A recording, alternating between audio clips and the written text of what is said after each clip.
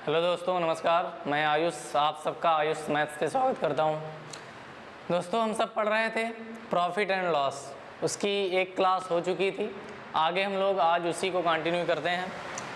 कुछ बेसिक केवल बातें हुई थी। हम लोगों ने केवल इतना समझा था कि प्रॉफिट और लॉस होता क्या है, लाभ और हानि कहते किसे हैं, और क्रय और विक्रय यानी सीपी और एसपी की ही केवल बातें हुई थी। और हमने कहा था कि इस चैप्टर को हमने 2 पार्टों में बांटा है, जिसमें आप पहले पार्ट में पढ़ रहे हैं केवल क्रय और विक्रय से संबंधित क्वेश्चन यानी सीपी और एसपी से आधारित जो भी प्रश्न हैं। इसके बाद जो हम लोग दूसरा पार्ट पढ़ेंगे उसमें अंकित मूल्य से संबंधित क्वेश्चंस किए जाएंगे और उसमें आपके क्रय और विक्रय भी साथ में होंगे। तो कुछ बेसिक सवाल जो हम लोग कर चुके थे उसी को आगे बढ़ाते हुए आज कुछ और अच्छे सवाल होंगे, छोटे ही, लेकिन एग्ज़ाम में आप टाइम पर ऐसे सवालों में गलतियां करते हैं। उन्हीं चीज़ों को हम लोग यहाँ समझते हैं और देखते हैं आज का पहला सवाल। तो इस सवाल में कहा गया कि एक वस्तु को 575 रुपये में बेचने पर जितना लाभ होता है उतनी ही हानि उसे 385 रुपये में बेचने से होती, तो उस वस्तु का क्रय मूल्य क्या होगा। हमने लास्ट क्लास में ऐसा सवाल एक करवाया था और इसका कॉन्सेप्ट भी बताया था। एक बार फिर हम इसका कॉन्सेप्ट बता देते हैं और जल्दी लगाने के भी तरीके हम लोग आज यहाँ सीखेंगे।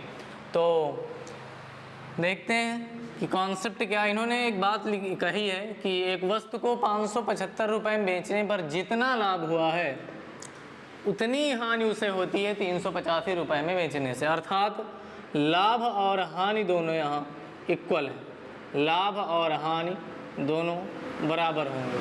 और हमने बताया था कि लाभ हम कैसे प्राप्त करते हैं, लाभ ज्ञात करने के लिए किसको किससे माइनस करते हैं। तो लाभ बराबर होता है विक्रय मूल्य माइनस, या फिर हम सीधे लिख सकते हैं कि SP minus CP equal to, और हानि क्या होती है सीपी माइनस एसपी, अर्थात विक्रय मूल्य माइनस क्रय मूल्य बराबर होता है लाभ, और हानि अगर आपको चाहिए तो क्रय मूल्य माइनस विक्रय मूल्य के बराबर होता है। हमें लाभ प्राप्त कब हुआ है, जब हमने वस्तु को 575 रुपये में बेचा है। तो यहाँ पर हमें विक्रय मूल्य पता है, ये विक्रय मूल्य दिया गया है 575 रुपये, और 385 रुपये में बेचने से हानि, अर्थात हानि का जो विक्रय मूल्य दिया है वो 385 रुपये है। तो हानि बराबर दिया है सीपी माइनस 385। तो अगर आप चाहें तो इसको पक्षांतर करके सीपी जब उधर जाएगा तो हो जाएंगे 2 सीपी, और ये 385 आकर के इधर ऐड हो जाएगा, तो हो जाएगा 10, 8, 7, 15, 1, 16 और 5, 3, 8, 1, 9, यानी 960 रुपये बराबर 2 सीपी का। अगर 2 सीपी 960 का है तो 1 सीपी हो जाएगा आपका यहाँ पर 480 रुपये का। तो इन्होंने पूछा ही केवल यही है कि उस वस्तु का क्रय मूल्य क्या होगा। तो वस्तु का क्रय मूल्य आप इस तरह भी इसे प्राप्त कर सकते हैं। ये इसका पूरा कॉन्सेप्ट है। बहुत ज़्यादा बड़ा समीकरण नहीं है, एक लाइन का है, बस यहाँ मायने ये रखता है कि आप कितनी तेज़ी से इसे कैलकुलेट करते हैं। आपकी कैलकुलेशन अच्छी होनी चाहिए, उसके लिए आपका पहाड़ा, जोड़ घटाना, गुणा, ये सारी चीज़ें अच्छी होनी चाहिए। इस सवाल को हम सीधे भी लगा सकते हैं। आपको हमने एक और तरीका बताया था कि इसको लगाने के लिए आप चाहें तो दोनों को जोड़कर 2 से भाग कर दें, लेकिन ये हर एक सवाल में लागू नहीं होगा या फिर गलत कर जाएंगे आप। तो एक चीज़ और यहाँ आप कर सकते हैं कि जब आपने वस्तु को बेचा था 575 रुपये में तो हुआ है लाभ, 575 में बेचने से लाभ हुआ है, और हानि हमें प्राप्त हुई है जब हमने 385 रुपये में उसे बेचा है। इन्होंने एक बात कही है कि जो क्रय मूल्य होगा, या फिर इन्होंने कहा जो लाभ या हानि है वो दोनों बराबर है। इसका मतलब क्रय मूल्य से जितनी दूरी पर ये आपका हानि है उतनी ही दूरी पर आपका लाभ होगा, यानी ये दोनों बराबर है। अगर एक टुकड़ा यहाँ पर है तो एक टुकड़ा का अगर हानि हुई है तो एक ही टुकड़े का लाभ हुआ है। तो हम ये कह सकते हैं कि इन दोनों के बीच में देखें तो डिफरेंट कितना है। 385 से 575 तक जाने में कुल कितना डिफरेंट है, तो 0, और यहाँ 17 से 8 तो 9, और यहाँ बचेगा 190, यानी इन दोनों के बीच में जो डिस्टेंस है, जो दूरी है वो 190 की है।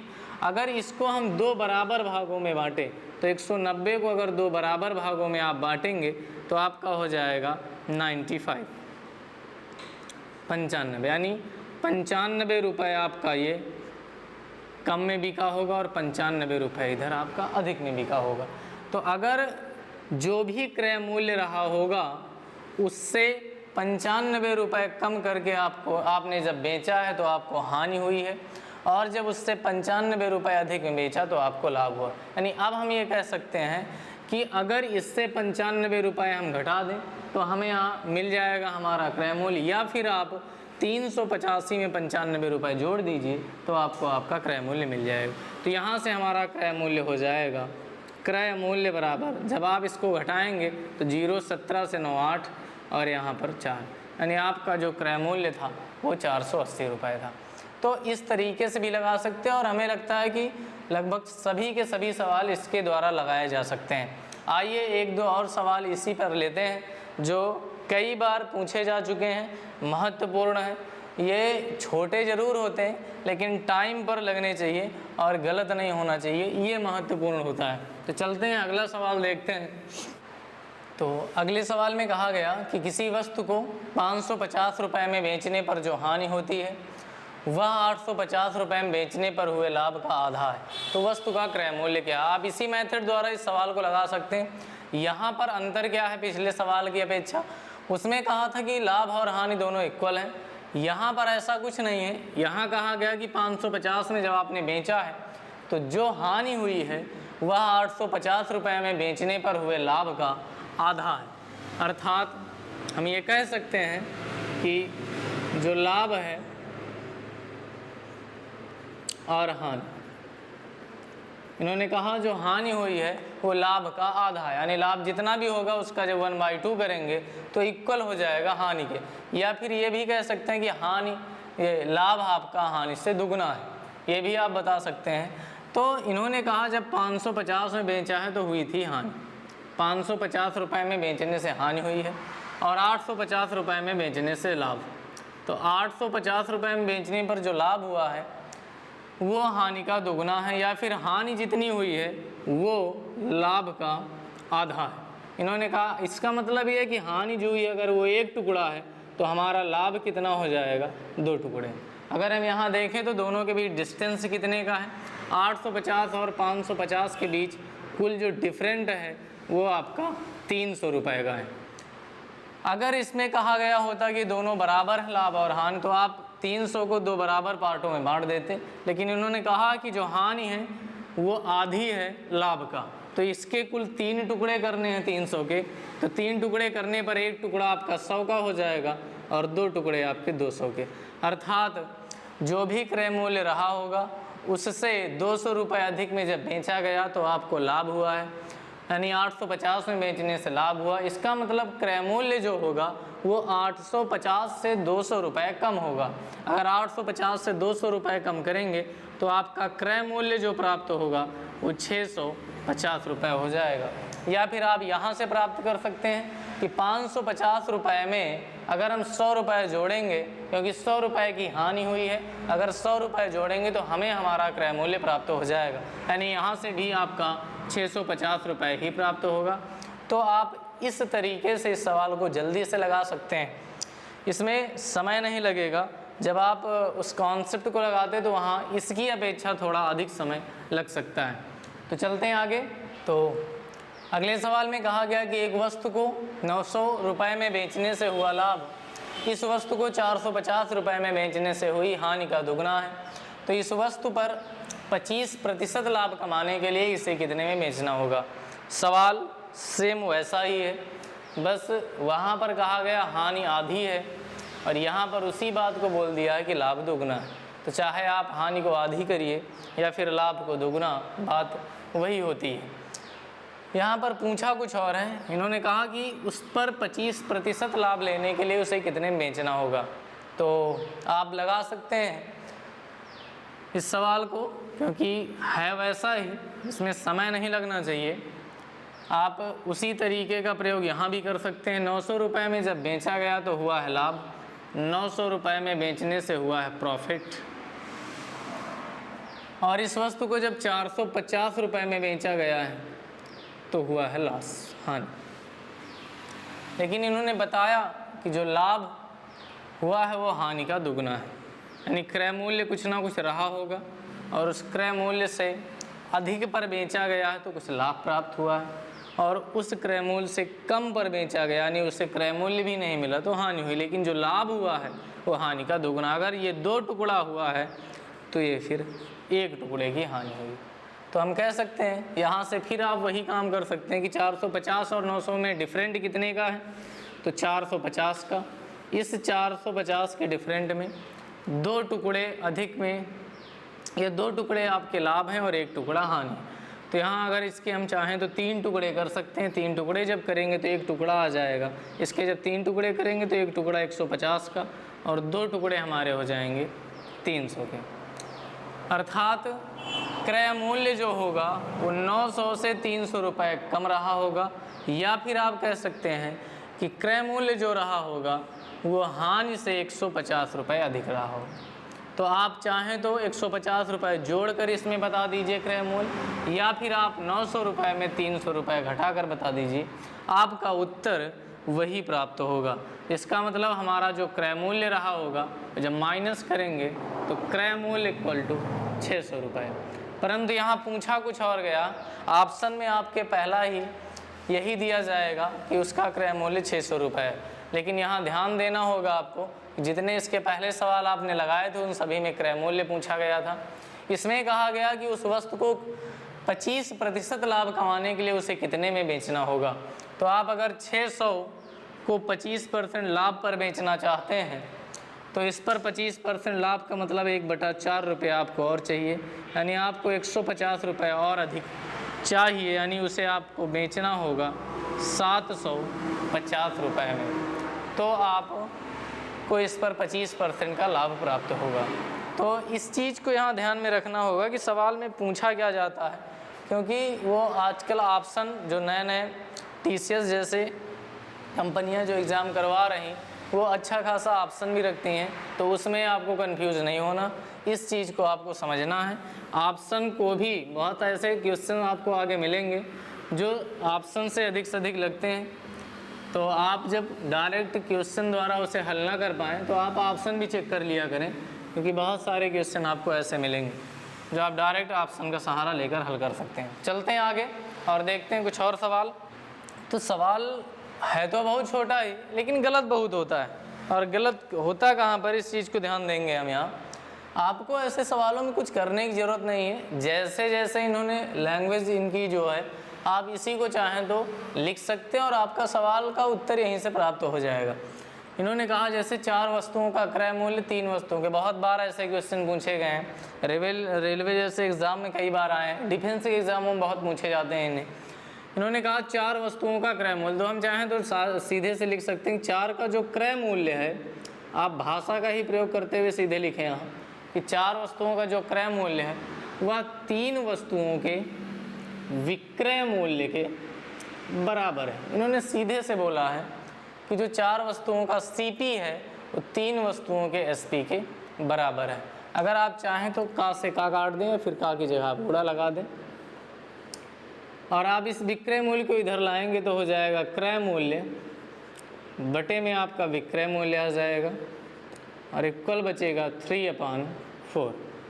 तो रेशियो से आप यहाँ लगा सकते हैं कि क्रय मूल्य यदि 3 है, अगर इसके सामने वैल्यू है तो आप मान सकते हैं, ये ज़रूरी नहीं कि एग्जैक्ट वैल्यू यही रही हो, आप रेशियो में है तो रेशियो से भी लगा सकते हैं, कोई फ़र्क यहाँ नहीं पड़ने वाला। क्रय मूल्य अगर 3 है तो विक्रय मूल्य इन्होंने 4 दिया है, यानी 3 में आपने वस्तु खरीद कर 4 में बेच दिया है, तो हुआ क्या है लाभ।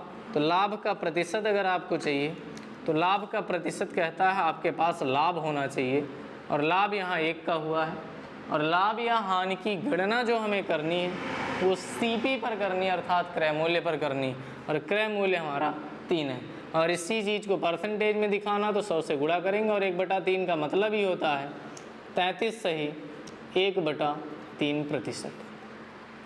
तो आप ऐसे सवालों को जब कभी भी क्रय मूल्य और विक्रय मूल्य दोनों बराबर हों वस्तुओं का क्रय मूल्य और विक्रय मूल्य जब बराबर दिया जाए तो आपको कुछ भी करने की ज़रूरत नहीं है, आप सीधे उस लैंग्वेज को लिख लीजिए और उसके द्वारा आप रेशियो में परिवर्तित करने के बाद यहाँ आसानी से प्राप्त कर सकते हैं कि लाभ होगा या फिर हानि होगी। वहाँ पर इस चीज़ को ध्यान में रखना होगा कि वहाँ 33 सही 1/3% का लाभ भी होगा ऑप्शन में और 33 सही 1/3% का हानि भी होगा। तो इसमें आप जल्दबाजी मत करिएगा और आराम से ऐसी चीज़ों को वहाँ देखना होगा और अपना आंसर टिक करना होगा। तो चलते हैं आगे।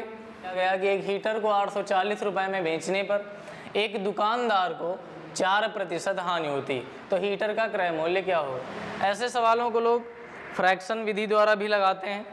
आपको दोनों विधियां सीखना है कि आप डायरेक्ट परसेंटेज से भी कैसे लगाते हैं और फ्रैक्शन विधि द्वारा भी कैसे लगाते हैं, क्योंकि कुछ ऐसे सवाल भी आपको मिलेंगे जो परसेंटेज से हो सकता है टफ हो लेकिन फ्रैक्शन विधि से जल्दी से लग जाते हैं।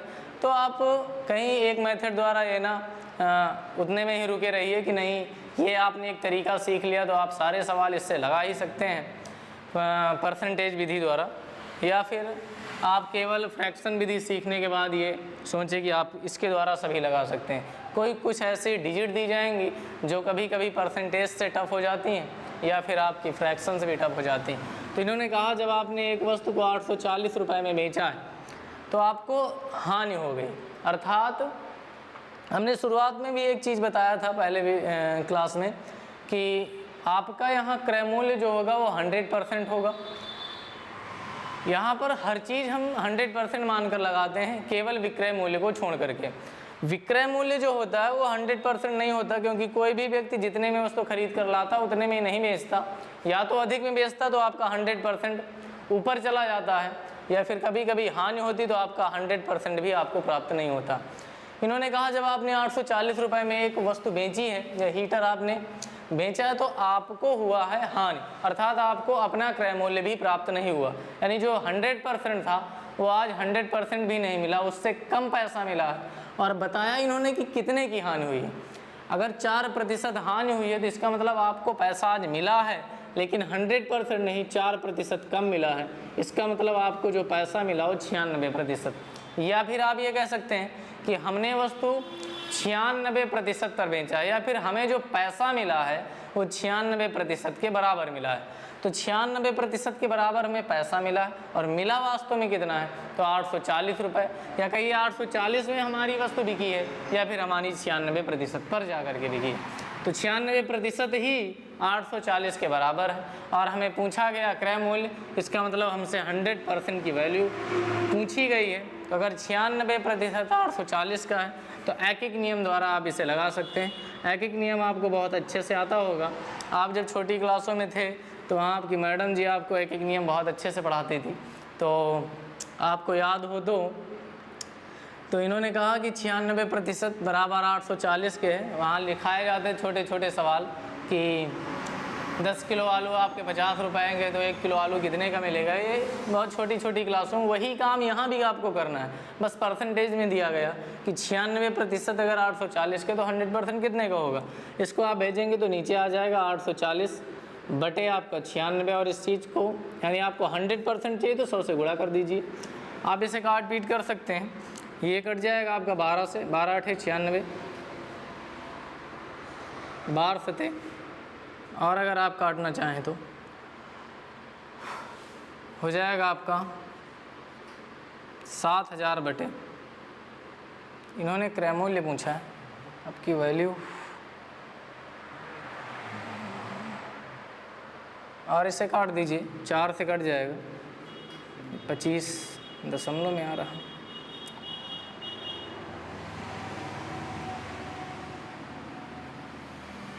ठीक है, आपका यहाँ आ जाएगा 12 8 96, 12 7 84, इसे 4 से काट दीजिए, 4 दूनी 8 और 4 25, 2 से कट जाएगा 35, 25 पंचे 125 और 25 तियाँ 75, और आपका 12 हो जाएगा, 75 5 80, ये हो जाएगा 87। 875 रुपये में आपने उस वस्तु को ख़रीदा होगा और जा कर के बेचा था आपने 840 रुपये में। तो आपको यहाँ इस चीज़ को ध्यान में रखना है कि वस्तु बेचा गया तो आपको हुआ क्या है, लाभ हुआ या हानि हुई है, वो आपको बताएगा। तो आप 100 से कम कर सकते हैं अगर हानि हो रही है, या फिर अगर आपको लाभ हो रहा तो आप 100 में ऐड कर सकते हैं। तो चलते हैं और कुछ ऐसे ही सवाल एक दो लेते हैं। तो चलते हैं आगे और अगला क्वेश्चन देखते हैं कि इन्होंने कहा कि कुर्सी को 720 रुपये में बेचने पर एक दुकानदार को 25% हानि होती है, वह इस कुर्सी को कितने में बेचे कि उसे 25% का लाभ हो। सवाल सेम वैसा ही है, बस इसमें इन्होंने कहा कि फिर से विक्रय मूल्य पूछा कि 25% लाभ पर अगर बेचे, यानी 25% वो लाभ चाहता है तो अगला विक्रय मूल्य क्या होगा, इन्होंने यही पूछा है। और इसके पहले जो सवाल में था उन्होंने कहा था क्रय मूल्य क्या होगा। तो कुछ नया नहीं है, बस यहाँ हो सकता है कुछ लड़के दो काम कर जाते हैं।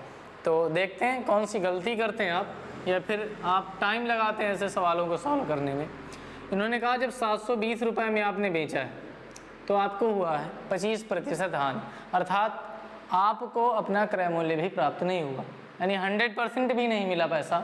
आप 25% घाटे पर हैं, 25% नीचे आ गए हैं क्रय मूल्य से, तो क्रय मूल्य 100% रहा होगा। अगर 25% नीचे आकर के आप बेचते हैं तो आप कहाँ पर बेच पाए होंगे, 75%, यानी आपको जो पैसा मिला है वो 75% के बराबर मिला। और मिला कितना, 720 रुपये। तो आपका यहाँ से क्रय मूल्य, हाँ लड़का ये करेगा कि यहाँ हो सकता है पहले वो क्रय मूल्य निकाले, क्रय मूल्य निकालने के बाद फिर उसको 25% लाभ पर लाए। तो दो काम आप करेंगे यहाँ पर, ये आपको नहीं करना है। अगर आप 25% लाभ चाहते हैं, इसका मतलब जो आपका क्रय मूल्य 100% था, अब उसको आप 25% उस पर ज़्यादा चाहते हैं, यानी इसको कहाँ पहुँचाना चाहते हैं आप, 125% है। तो अब हमें जो पैसा चाहिए वो 100% निकालने की ज़रूरत नहीं है, हम सीधे निकाल सकते हैं 125% क्या होगा।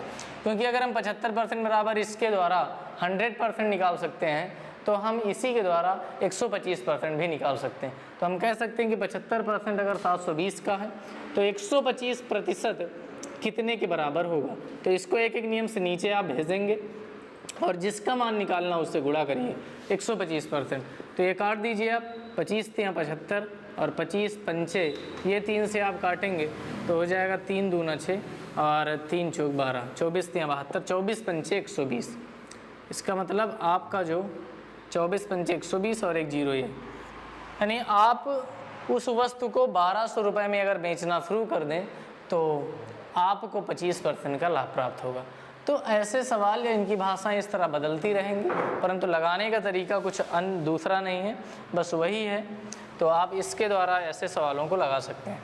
तो चलते हैं आगे और एक दो और नए टाइप सीखते हैं जो हैं बहुत ही आसान, परंतु आप इन्हें छोटे होने से कुछ नहीं होता, आप सवाल टाइम पर लगाएं। सवाल बहुत ऐसे बड़े बड़े मिलेंगे जो बहुत चंद सेकंडों में लग जाते हैं, तो आप बड़े सवाल ही नहीं, छोटे सवालों में आपकी गलतियां ज़्यादा होती, तो उन गलतियों को आपको रोकना होगा। उसके लिए आपको अधिक से अधिक प्रैक्टिस करती रहना है। तो चलते हैं फिर आगे और देखते हैं अगला क्वेश्चन। तो अगले सवाल में देखते हैं, इन्होंने कहा एक मशीन को 750 रुपये में बेचने से एक विक्रेता को क्रय मूल्य का 1/4 लाभ होता है, मशीन का क्रय मूल्य क्या होगा। सवाल आसान है।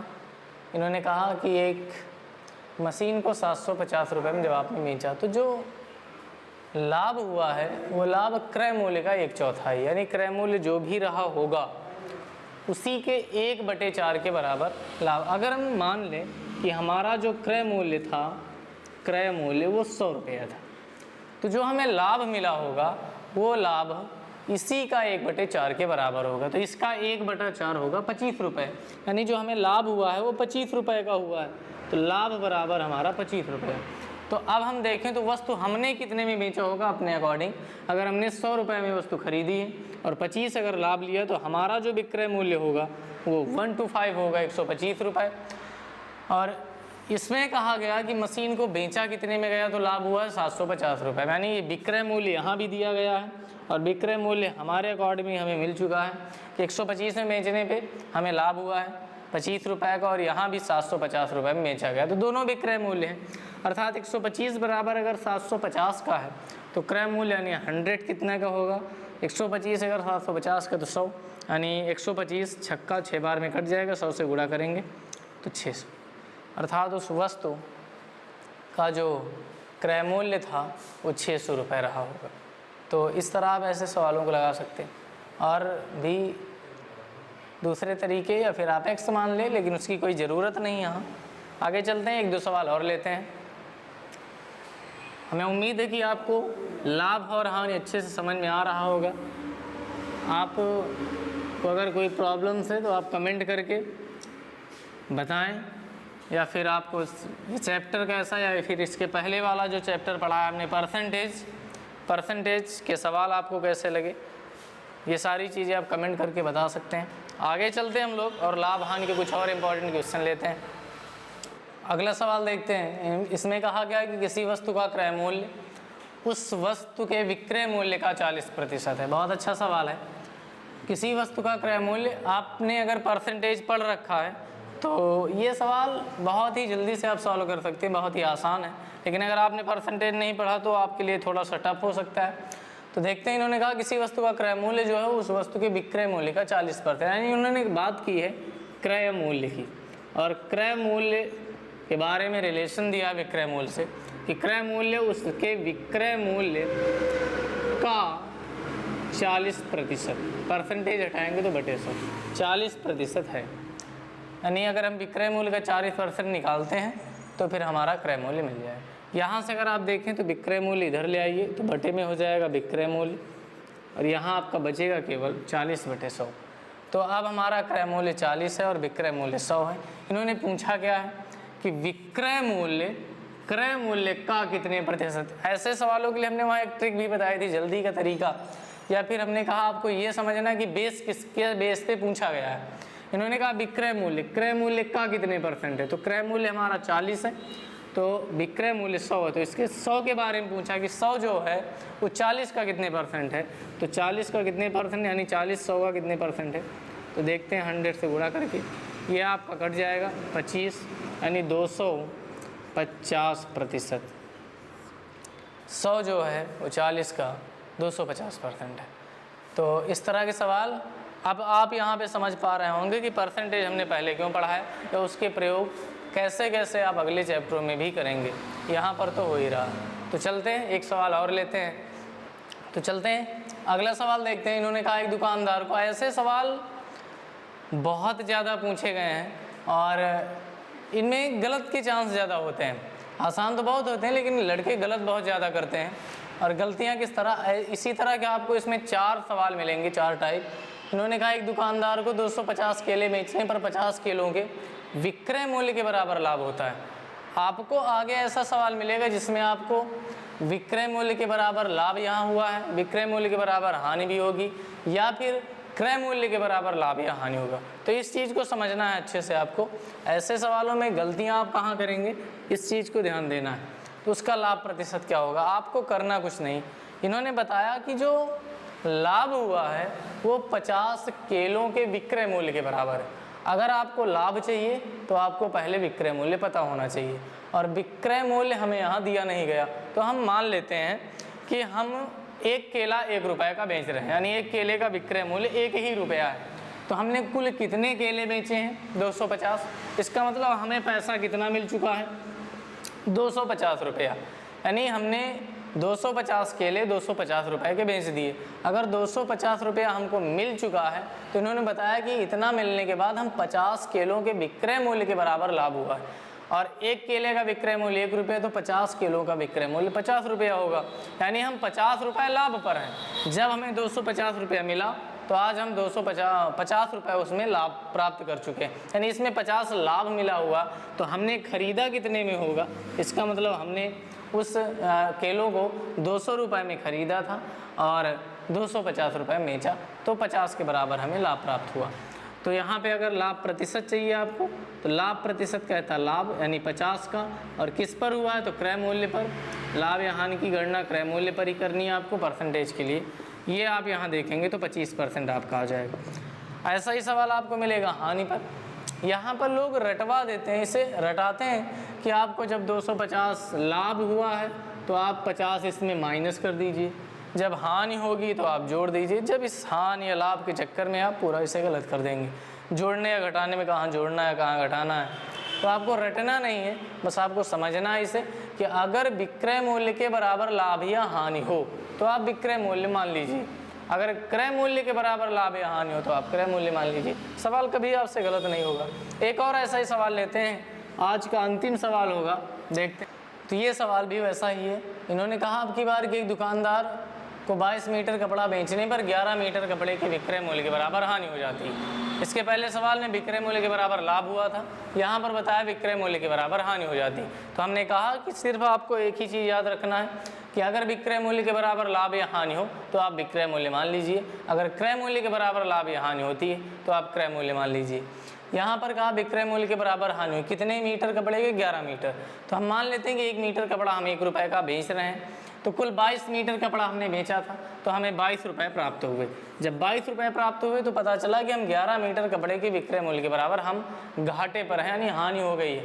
इसका मतलब 1 मीटर अगर 1 का बेचा था आपने तो 11 मीटर आपने 11 मीटर का, यानी आपको 11 मीटर कपड़े के विक्रय मूल्य के बराबर हानि हुई है।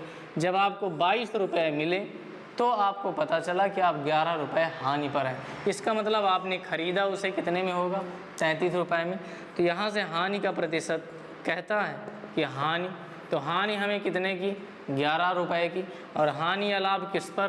तो क्रय मूल्य पर। और परसेंटेज के लिए गुड़े 11 33, 1/3 का मतलब 33 सही, 1/3% की हानि हो जाएगी।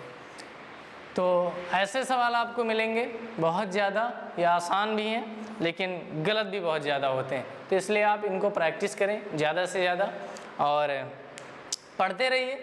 जो प्रीवियस इसके पहले हमने चैप्टर पढ़ाया उसे लगाते रहिए, उसमें जो डाउट है या आप शेयर भी करते रहिए लोगों को। उसके बाद इस चैनल के बारे में अधिक से अधिक लोगों को बताते रहिए, सब्सक्राइब भी करें, लाइक करें अगर आपको ये वीडियो पसंद आते हैं तो, या हमारे कॉन्सेप्ट पढ़ाने के तरीके आपको समझ में आते हैं तो आप अधिक से अधिक लोगों को बताएं, जिससे दूसरे लड़कों को भी फ़ायदा हो और वो भी घर पे बैठकर अच्छी से अच्छी पढ़ाई कर सकें, अपनी तैयारी को कंटिन्यू रख सकें। तो थैंक्स टू ऑल और सभी को थैंक्स।